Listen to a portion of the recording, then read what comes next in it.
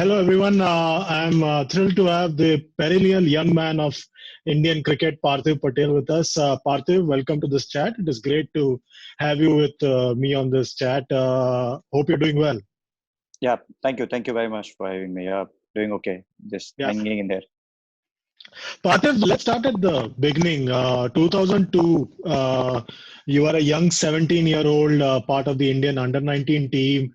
Did you ever feel that you could suddenly get catapulted into the Indian Test team in 2002 for the England tour with so many greats of Indian cricket playing at the same time? Not when I went for the under 19 World Cup for sure. Obviously, just I went to the under 19 World Cup in February, and I was picked in say July, August for the Indian side. So when I went for the under 19 World Cup, I never thought that I would get to the Indian side so early. But having said that, yeah, going into the World Cup, those were the times where you could actually get elevated into Indian A side from the under 19 World Cup itself. So that was there in my mind that if I have a good World Cup, I could straight get into the India A side. And because looking at the scenario in the Indian cricket at that time, where there was uncertainty over wicket keepers, they were trying a lot of keepers and stuff, and no one's place was assured then. So, at that time, yes, I had that thought that I could get into India A side, but not into the Indian side when I went to the under 19 World Cup. You made it to the side and then you had to wait, but you finally made your test debut at Trent Bridge and you played a knock that everybody remembers till date as a young 17-year-old saving a test match for India. First of all, when did you realize that you're going to make your test debut and who told you that? And how was the feeling? What was the reaction like in the team when you saved the test match? First of all, see, obviously, the Ajay Ratra got injured a day before the test match, and they were not sure whether he'll play or not. So it was his fitness test going on in the morning, but I wasn't. See, obviously, a 17-year-old, you don't know what is happening in the side and stuff. So I had no idea. I was just doing throwdowns and stuff, and I didn't know that he was injured, and no one actually informed me saying that Ajay Ratra may not play test match. So I was just doing this, those extra fielders too. I was just doing throwdowns to Rahul Dravid and stuff. And just before going to the toss, Saurav actually came in and told me that you're playing. So then, usually the dressing rooms in England are so small. The extras player who are not going to play, they keep their kit bags outside the dressing room so that the players get that space. So my kit bag was outside, so I had to get that in rushed back and to get my kit bag in. Yeah, it was surreal feeling. When you actually play cricket, there are certain things in your mind that you want to represent India, and that sense of satisfaction, that sense of that achievement that now I have become a test player was there. And yeah, and coming back to the saving the test match, yes, it was. We had to play out full session where Saurav was, I think, got out on 99 last ball before tea, and before going in, I think he just told me to just be brave and see what you can do. That's all he said.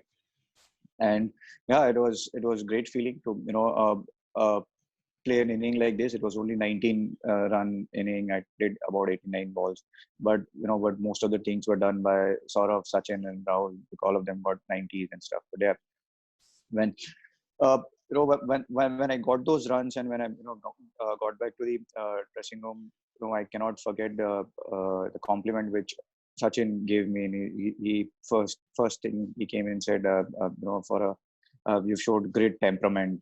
There was a lot of pressure, but you looked calm and stuff. So that's something which I cannot forget. It just stays fresh ever when someone like Sachin Tendulkar gives you a compliment like this. So yeah, and that gave me a lot of confidence. That gave me that certain thing where I can play at this level. Age won't matter. Yes, there was a lot of talk about 17-year-old and stuff, but from inside I knew that I could play at this level. And you And Sachin would have also been relieved because for a very long time he was the baby-faced cricketer of Indian cricket and you came in and you took the mantle from him. So he must have been very relieved by you coming and taking over that mantle as well. He's never spoken about that, but yeah, he's been a great help to me. He was the reason why a lot of us in our age started playing cricket, seeing him in 1992 World Cup, the way he was batting and all of that. So yeah, just to be with him, just to be around him and just seeing how he prepares and how he works hard and all of that was an absolute honor for me to be part of the same dressing room as Sachin. Very soon you were part of the one day setup as well. You went to the 2003 World Cup as well. But Rahul Dravid was keeping wickets in one day cricket. How was that phase when you had to wait for your chance in one day cricket because the team balance mattered more? See, that was obviously uh, Indian team was planning for that before a year. I think from West Indies 2002, they were looking at Rahul Dravid to keep wickets because of certain kind of balance which Saurav and John Wright wanted, which was fair. There's if captain and coach decides that this is the way forward for the team, and everyone has to be in line with that, and that gave results to Indian side as well. India went on to become runners up in the world. But yeah, it was for me, it was just learning phase. I was just 17. I was 17, 18. Just to be part of that World Cup squad was probably a big achievement. Though I didn't get to play, I wanted. I would have liked to have at least a couple of games in the World Cup. But that doesn't matter. Just to be part of that World Cup squad of that team, which probably changed the thinking of a lot of Indians, because I don't think anyone gave us chance that India would do this well in World Cup, that too in South African conditions. So I think in that way, just to be part of that setup, which changed thinking of a lot of cricketers in India. So I can feel proud of that. But having said that, just being not playing games in one day cricket was something which I've set out for 70, 80 games.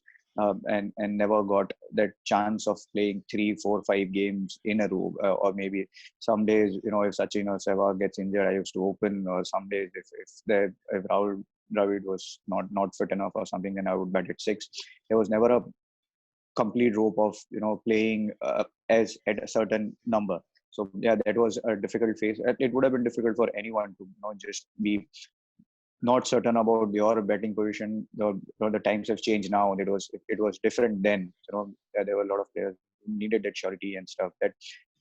Uh, that mental thing wasn't there, that you should be able to be ready to play at any number. Everyone wanted to play at that certain number. So yeah, that was difficult phase for me, just to not to get games on top.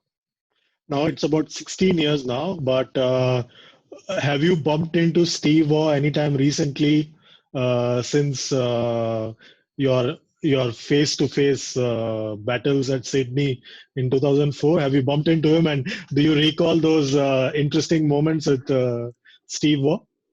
I didn't bump into him, but I did bump into his son, and during this test match in Sydney, he was one of the extra guys for Australian side, and the famous words of how about showing some respect, that you were in your nappies when I made my test debut. So I told this to Steve Watson in Sydney, that you were in your nappies when I made my test debut, because I remember that test match where he was there as big. So I did bump into Steve, but I did bump into his son, But it and required I told him special. to pass my. I told him to pass my regards to your dad, and just giving his words back at me. But it requires special skill or guts to at the age of 17, 18, to be speaking that to the man who's about 20, 25 years older to you at that stage and playing his final test match of his career. Where did that courage, or where did that confidence come from? It's always been Asif, that's I always believe that where he was an opponent, there was no chance. I mean, yes, there's always respect for Steve O. There's always respect for guys who have done really well for their country or our country. But when you're playing against them, you try and get under their skin, and you're trying to win a test match. So that I've always believed in myself. That every time there's a lot of confidence in me. There's I drive on self belief. That's something which has driven me to be here even after this many years. So it was always there from the young age, and probably leading state side since under 14 has also helped me in a way to understand the game, and taking decisions, and being confident about myself. So that has also helped me in growing as a cricketer, as a confident cricketer. Next thing that I remember about you is the fact that you opened the batting in the Rawalpindi Test match against a very quick Shoaib Akhtar, who was still in his prime. There was a bit of a change in the team. Akash Chopra was dropped, and there was confusion about who would open. And finally, you were asked to open the batting in the Rawalpindi Test match, and you did very well. And you also did very well with the bat in Sydney. When did you realize that you're going to open in the Test match, and what was your thinking when you were facing Shoaib Akhtar? And that too with the new ball. I was told 2 days before the test match. I was batting in the new ball. I wasn't aware. Uh, First day, I remember, 2 days before the test match, I was asked to open. I was asked to bat first in the end. So usually, I thought that because of second new ball or something, they would have asked me to bat first in the net, so which I did. And then obviously Saurav was coming back after his injury, so him and John Wright came and asked me whether can you've opened in under 19 cricket and stuff. You can open with white ball. So this test match, we need you to open because of the uh, team combination again. So yeah, and I was told much before, and I was preparing for it. And yeah, facing Shoaib Akhtar and stuff, it was quick. I clearly remember, at the non-strikers and when Rahul faced 1 over of his, and I asked him, does he bowl this quick to me also? Because, he was from the non-striker and he looked lethal, and Kamran Akmal was standing, I think, around say 40 yards from the stump, and couple of balls were actually went for by boundaries when he bowled bouncers. So he was actually telling Kamran Akmal to stay slightly more behind, and Kamran was like, इससे ज़्यादा पीछे नहीं खड़ा रह सकता, अब तो बहुत दूर हो गया हूँ. That's something which I clearly remember. And I think playing fast bowling and playing short ball has come naturally to me because the way I've grown up. We've grown up in Gujarat. Back then we did not have tough wickets. We used to play on a matting wicket, and even at the coaching center where I was going, we had cement wicket, but we used to lay a matting wicket on top. So there was always extra bounce and stuff. So if we had to score runs, it was always been a back foot game. So and that's the probably reason why I could play cut and pull or back foot short straight. 2004 then proved to be difficult because you got dropped from the team. How did you deal with the first disappointment of sorts as an India cricketer? Because for 2 years you were the undisputed number one wicketkeeper, and you were also with the one-day team. How did you deal with the disappointment of being dropped from the Test team? You were dropped from the Champions Trophy team as well, but this Test disappointment, how did you deal with it? See, I thought getting dropped from the one day side was harsh. That's what I told them, just without any reason or something, because Indian team lost in Asia Cup, and they probably needed someone to show that someone needed to be dropped, and I played only one game, and I was dropped without playing. So I thought dropping from the one day side was harsh. Uh, uh, and that's always been the case in Indian cricket. Guys who are playing never gets dropped. It's always the if you're sitting outside and if you're not doing, you get dropped. So that was harsh. But yeah, Test cricket. I obviously did not have a good series with gloves, and to be honest, it deserved to get dropped from the Indian side, because I was definitely not up to the mark for Test cricket because of couple of one bad series. But that was on the cards, and there are no regrets or there are no complaints about why was I dropped. Uh, yeah, Good.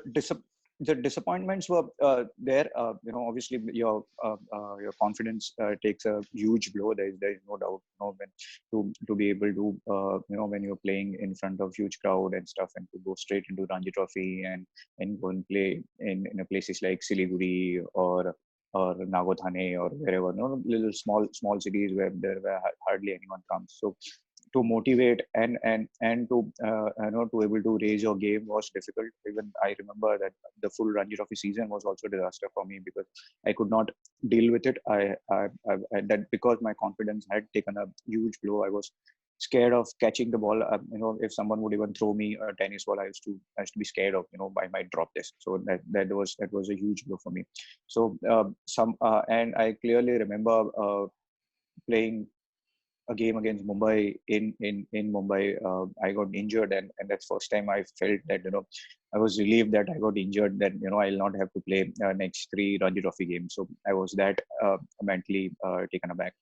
And then to get back to my confidence and stuff, I came back home, recovered from the injury, and started practicing with under 16 boys because to get that confidence, to get that belief back that I could still play and then I could still score runs.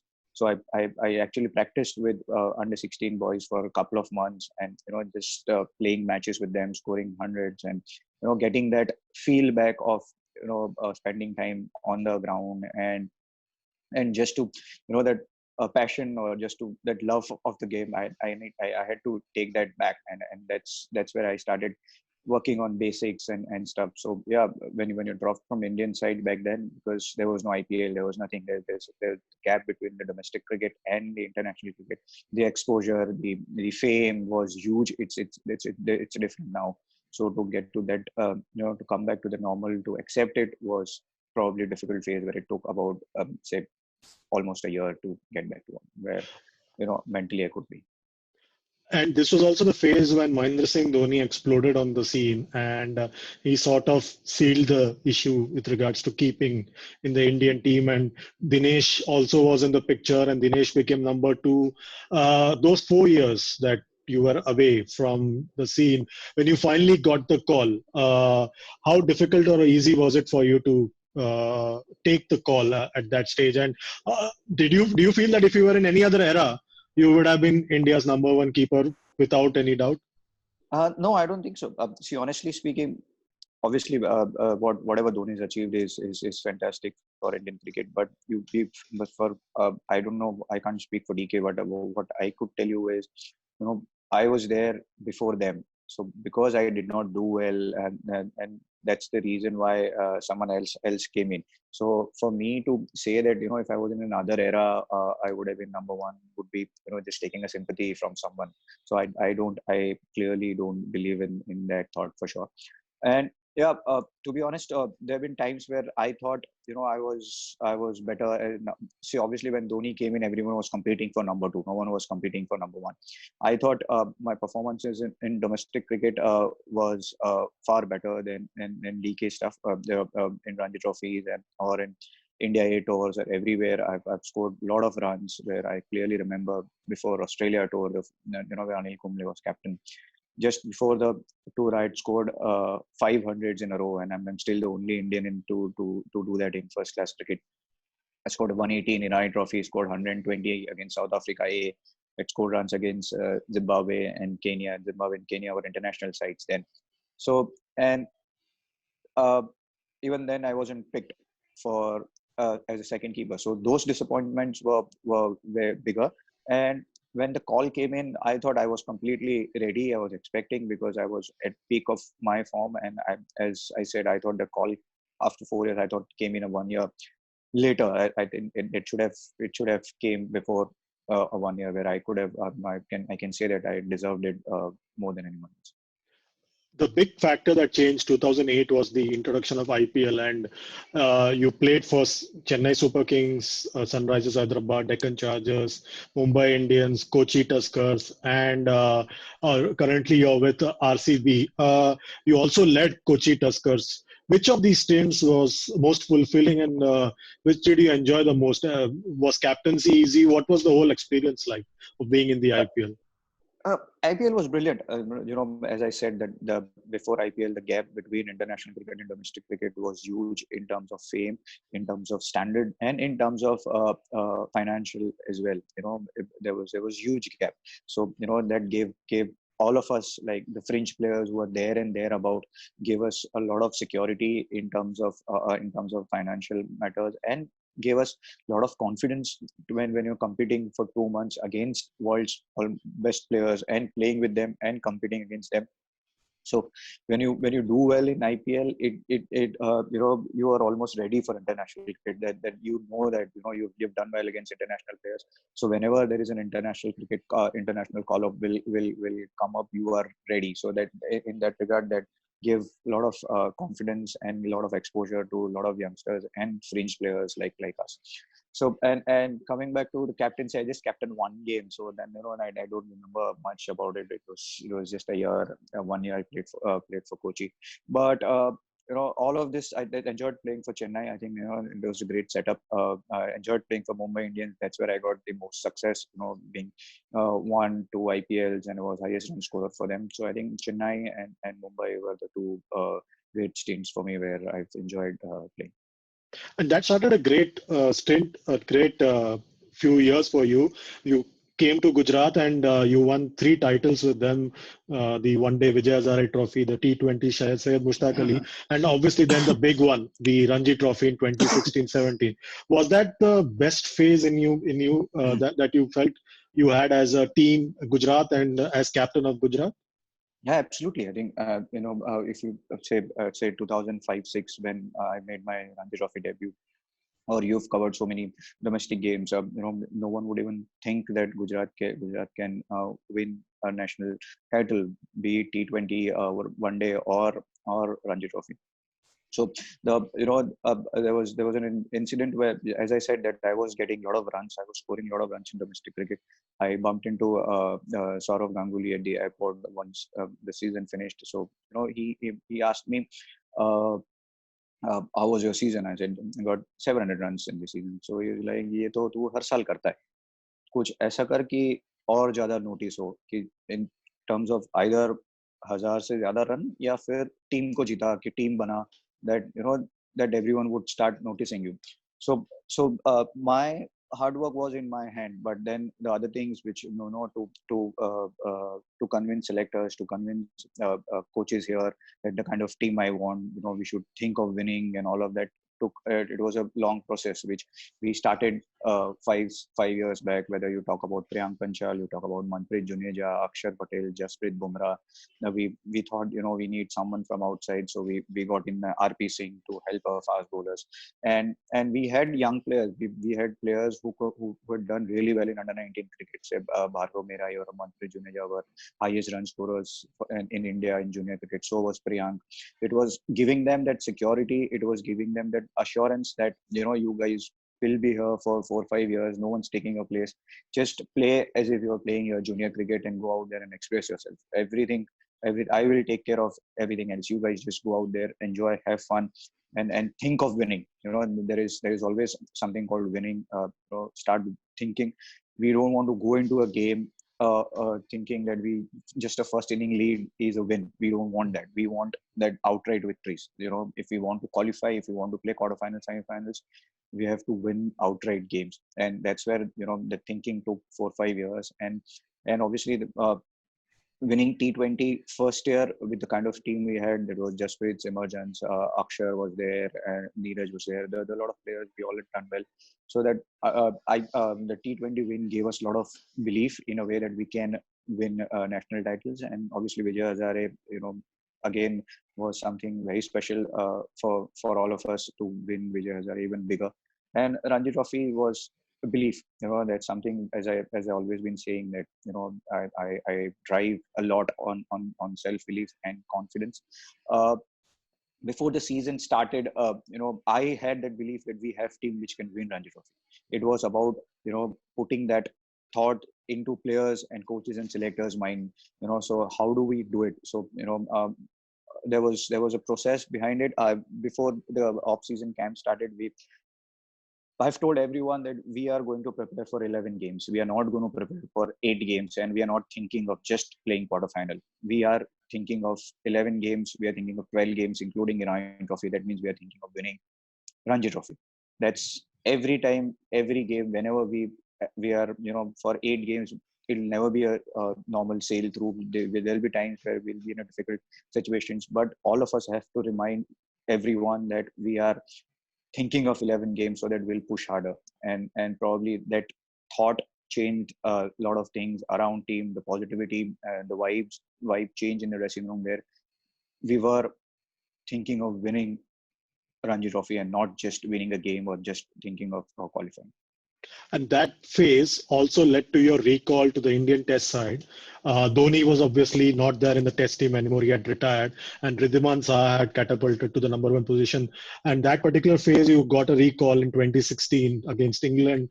You're playing Test cricket after 8 years. How was the feeling coming back into the Indian Test team? Yeah, it was great. I still I don't know whether me we were playing in Hubli, Ranji Trophy game against Mumbai, and just a night before, me and Arp Singh were just having dinner. And I just somehow it came to me, and I told him that I have a feeling that I might just get picked. I didn't know Riddhi was injured. I told him that I might just get picked. I have a feeling. And he's like, yeah, good, you've been batting well, you've been doing well, so you'll be ready if you get a call. So I had my lot of years of first class cricket, which had helped me grow as a cricketer. So when a call came in, obviously it gave me a lot of satisfaction, because there was a lot of grinding had happened in past 8 years of domestic cricket, winning tournaments, making sure that taking players along and making sure that my performance, my fitness, everything else also stays on par with everyone. So I felt I was ready for it, and so there was no self doubt that how will I do it, how will I play in at this level. But yeah, that sense of nervousness of you can say that I'm going to represent India again was definitely there. But having said that, just going into a dressing room where I've played with Anil Kumble and then played with Virat, and that atmosphere, they all made me feel like as if I had not gone anywhere. So that 10,000 runs in first class cricket. How how big a moment was it for you in your career? You obviously now reached 11,000 runs as well. How big a moment was it for you? I think a big moment. That's something which it's a landmark, for a personal landmark to get to 10,000 runs is huge. There's been it doesn't happen just overnight. So there's a lot of hard work behind it. So there is always a sense of satisfaction of when you're achieving personal milestones. You played Test cricket the last time in 2018 in South Africa. You went to Australia with the Test team. Uh, do you feel that you're still around the Test cricket setup for India? Do you still harbor hopes of coming back into the Test team? You're part of a historic moment in Australia and also in Johannesburg. Yeah, I always believe that I'm still fit enough. I'm at my best as far as my skill level is concerned. So there, why not? I feel that there's still a couple of years or 3 years cricket left in me. So if at all I get a chance, I'll be ready to do well. And those two historic moments, Johannesburg and Australia. Yeah, it was great. It was great. Obviously, we missed out narrowly in 2003-4 in Australia. So just to be there again, be part of the history was brilliant. To be win a Test series in Australia is huge, and to be able to do it for the first time, and just even though I didn't play a Test match, just to be around the team and stuff. Makes me feel proud. Yeah, and obviously Johannesburg Test match, it was very difficult wicket to bat, to play, and then the kind of character which Indian team showed there, and to be part of that Test match also, feels great. Having been part of history, making Test matches like Headingley or Adelaide, or you can say about Johannesburg or Australia, I just feels looking back at my career, I feel proud that I was part of all these big moments of Indian cricket. You have been part of 4 generations of Indian cricket. You played with the Sachin Tendulkar, Rahul Dravid generation. Then you played with the Harbhajan Sehwag, Yuvraj generation, and Zahir Khan. Then you played with the Virat Kohli, Rohit Sharma, Ajinkya Rahane generation. And now you are also part of a team which had guys like Rishabh Pant and Prithvi Shaw. Now when you look back, and now when you wake up and want to go into play into IPL, how do you motivate yourself and keep performing well?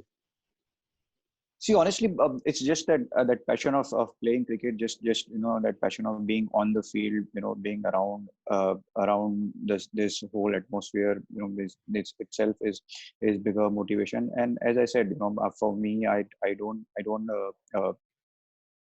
believe in whether I'm playing IPL, playing Test cricket, playing Ranji Trophy, or a club game. It's just that I like to be on the field. I like to go out there and perform and win matches for whichever team I'm playing for.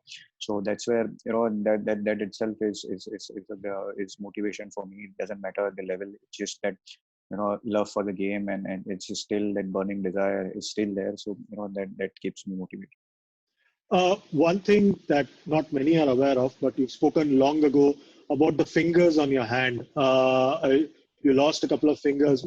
Can you tell us about that incident and how difficult has it been to cope up with that particular? Was it to cope up with that at that particular time?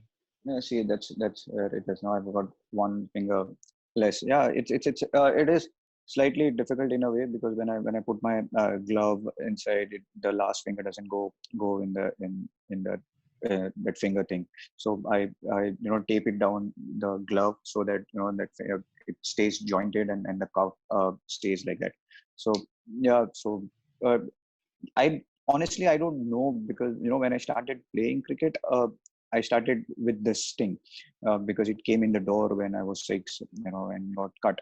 So I don't know how it would have been if I had all the fingers, but it's something. If when I look back and being a wicketkeeper with 9 fingers, feels good though to represent India as a wicketkeeper with 9 fingers. What next for you after cricket? You've already started doing commentary. Are you looking to be like a Saurabh Ganguly and Mohammad Azharuddin and get into Gujarat Cricket Association as an administrator? What next for Parthiv Patel after cricket? So obviously, by commentary, something which I enjoyed it. I thought I got a very good feedback on stuff, and as I said, it's been leading the state side helps me to read the game and having been captain, there've been a lot of times where you have to talk a lot. So that has helped me. That's something which I've enjoyed. And as far as Gujarat Cricket Association's administration is concerned, I don't know about it, but obviously the state has given me everything, the respect. And whatever facilities I needed, that's always been, they've always helped me, grow as a cricketer.